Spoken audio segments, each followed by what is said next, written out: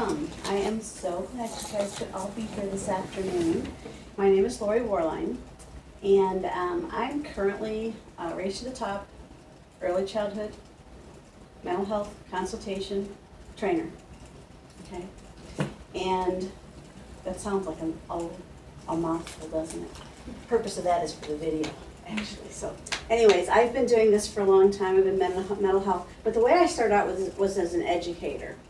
So as an educator, when I started out, I taught kindergarten. When I taught kindergarten, I'd see these kids doing things that I'd be like, what is going on? Why are they doing that? Well, after a while, I started really seeking answers because I didn't understand their behaviors and what was going on. So I kept doing that, and I became a school counselor after several years. And as a school counselor, I kept saying, why do they do that? What's going on? It didn't make sense. I didn't understand it. And I just needed to know more. And you know what? The stuff that I learned in school didn't really prepare me for what to do with it. It was really a trial and error and kind of what worked. And my kids at home, I was trying things on them. You know, so there's all kinds of stuff like that going on. And I still sat there saying, what is going on? Why do they do that? Training. Define challenging behaviors. That's what you'll be able to do. You'll understand the motivations behind these behaviors. You'll understand a little bit more about why these things are happening. And I know a lot of times you'll find someone who feels that they're being attacked, that that child's just out to get them. Well, hopefully through this training you'll get an idea of some things that may change your mind on that perspective. And you're going to also be able to walk away with some classroom strategies or strategies to use where you're working. So it begins this way. Think about this. What pushes your buttons? Think about that. What? When the kids don't listen, when you're constantly having to repeat yourself. Absolutely. You're saying the same thing over and over, and they're just not getting it. It doesn't make any sense. You know? So that's one thing. That's right. What I have is some sticky notes here. And sometimes in classrooms or in the settings that you're in, you're going to see behaviors. So on these sticky notes, what I want you to do is write down, and I have more up here, as many different things you can think of that might push either your buttons or someone else in that setting's buttons. We all have things that push our buttons. You know? Anybody think of something that pushes your buttons? When kids keep getting up and like running around the room and like they can't sit still. That's right. That's the thing. Even personally, there's certain things that push our buttons. And we walk into each setting we're in with our stuff. We walk in with our own stuff. So until we understand our own stuff, it can be really difficult to work with the population we do, because they're going to trigger us all the time. You understand what I'm saying? Once we know what gets us, what pushes our buttons, that will help us a little bit there. One thing that pushes my buttons, no matter where I'm at, is Yes. when somebody interrupts me when I'm talking. Yes. When you're having a dialogue with somebody and they interrupt you before you can even get your thought out. Absolutely. So is that what you're looking for? Things that will push But your also buttons, push your buttons, yes. regardless of whether it's with children or. Because it's teaching us to think about ourselves a little bit. Because we need to know where we're coming from before we can help somebody else. Another thing that pushes my buttons are crackers in my bed. I cannot stand that. My grandchildren, next thing I know, they got a cookie and they're sitting up. Come on, Grandma. I'm like, first thing, instead of saying, oh yes, let's come and cuddle, I'm like, crackers in my bed. Oh my gosh, crumbs, no, you know. And so it's a little harder. It's a little harder for me then. Anybody else? What pushes your buttons? Whining. Whining. Absolutely. Whining can push buttons. Anybody else feel that way about whining? What's the first thing we want to do when we hear some child whining or even an adult whine? What do we want to say to them? Shut up. Shut up. We do. We're human. You know what? We do. We want to say, shut up. Stop it. Just stop it, right? Right, exactly. Just stop it. Anything else? What pushes your buttons?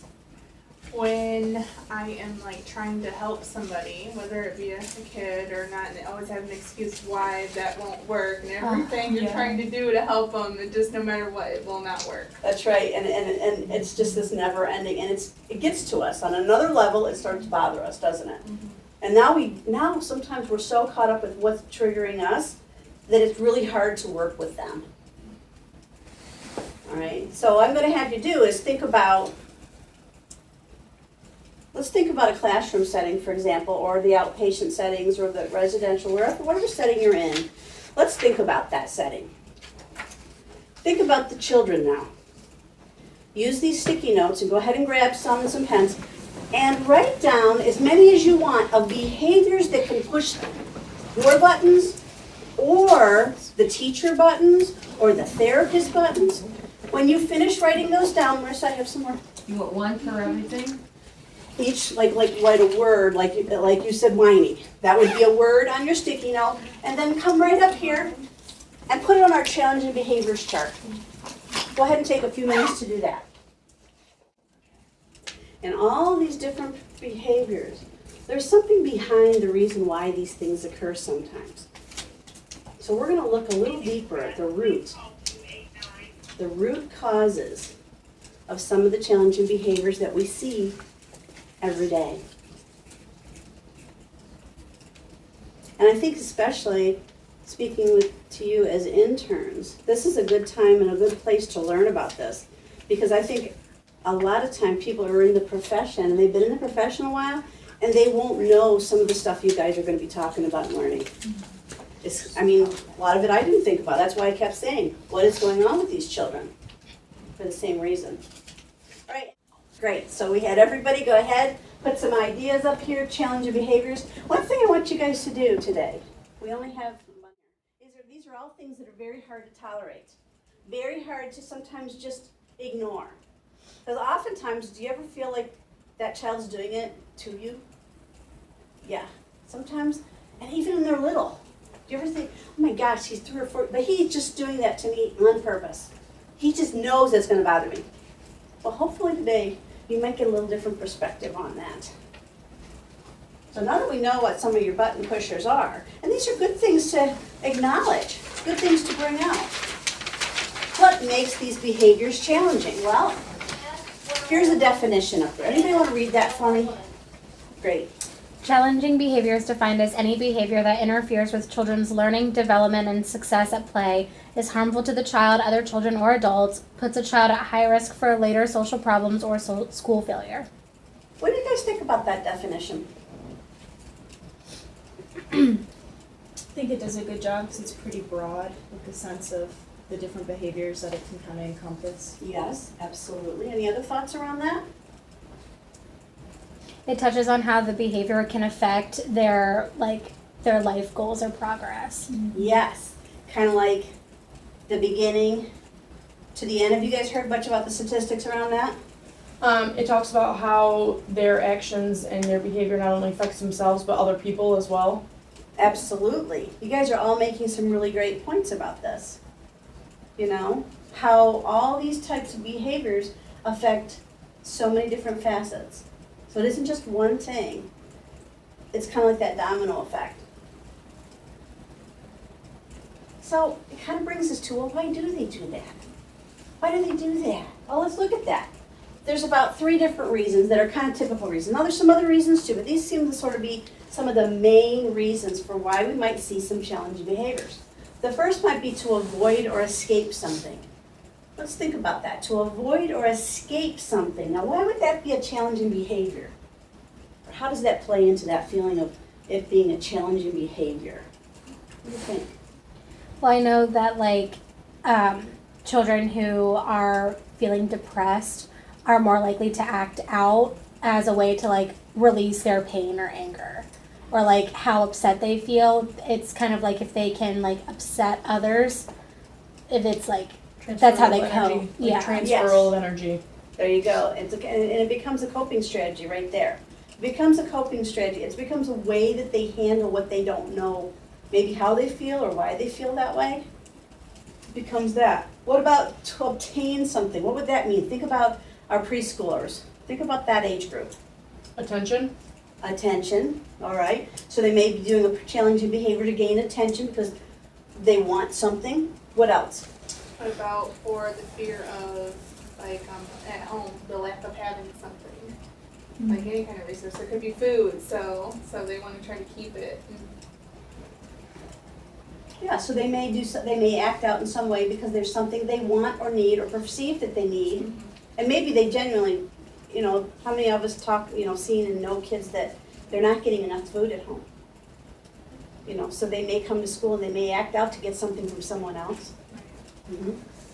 They might also be acting out just to obtain like some sort of attention, or as like a cry for help as far as communication, things like that. They may not be able to adequately communicate, so they don't know how else to really deal with that situation. So they'll pose any challenging behaviors and things like that because of that. And I think that comes back to like the fibbing or like telling lies. Yes, yes, absolutely, it does. You know, and as we talk about that, you're gonna see why how some of these are utilized to get what they need.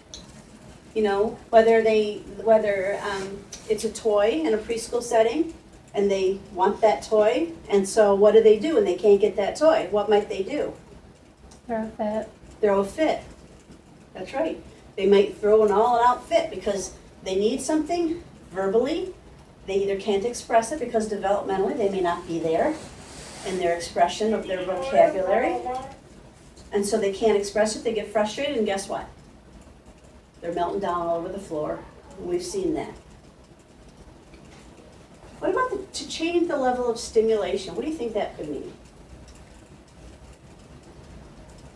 Maybe if they're used to a particular level at home or at school, and they come here and we can kind of help them come down from that, that's uncomfortable for them. So they may crave that high stimulation, whether it be good or positive or negative stimulation. Absolutely, absolutely. If for some reason maybe they can't understand the information being provided, or they're trying to be taught, that they don't understand it, they're like, well, I'm going to try to distract everybody else in the room so I can bring them down to my level so I don't feel bad knowing that I can't catch on to the material as well as these other people can. You could see that, that's right. And how might that look in even the younger children? Because I know a lot of times we're focusing on school agers, in your internships you're seeing all different things. So also think about how would that look in even younger children, the preschool age children, how would that look? Standing up, walking around, doing any kind of distractive behavior that would affect any of the children around them, or the teacher. If the teacher's spending more time trying to redirect them and get them back on task, then that's taking away from teaching the material to the other kids. Absolutely, anything that could disrupt in some way. And I like the way you brought that up too, about they could be getting a lot of stimulation at home and then nothing comparatively. I mean, at home, we don't know what those children are walking in from. We don't know if they're walking in from parents who are substance abuse users. We don't know if there's, family domestic violence going on. We never know what those children are coming in with. And in my years of school counseling, I would find that too. I'd have children come in, and there's some stories out there. There's some things that they've come in, and I know that you guys are beginning to understand some of that, but nobody would understand, especially that classroom teacher. She would have no clue. So as a counselor, the child could talk to me, and I could bring that out in them. And once I could explain to the teacher, hey, you need to be talking to the family, you need to be seeing what else is going on, talk to that child a little bit, see if you can develop a relationship, which is very key to decreasing behaviors. Making sense of what's going on in their life. Because maybe the 5-year-old knew that they had to get to school, has to get the 3-year-old up, the mom's just trying to get herself up, the child's getting nervous, panicked. You think they got their homework in? You think that they remembered to bring something? Not likely, because why? They have 1,000 other things to worry about that they think are more important. That they are important. Because if he doesn't get sibling up, because if he doesn't get mom up, and mom, we don't know what mom's frame of mind is, then that child's got the weight of the world on their shoulders. And then teachers expect them to perform. Is that child gonna perform? Not very likely. And then comes the stigma and the labeling without the knowledge of what actually is causing that behavior. Mhm. You know, he's a bad kid because he's not doing this, or he's, you know, and it's like, well, do you really know?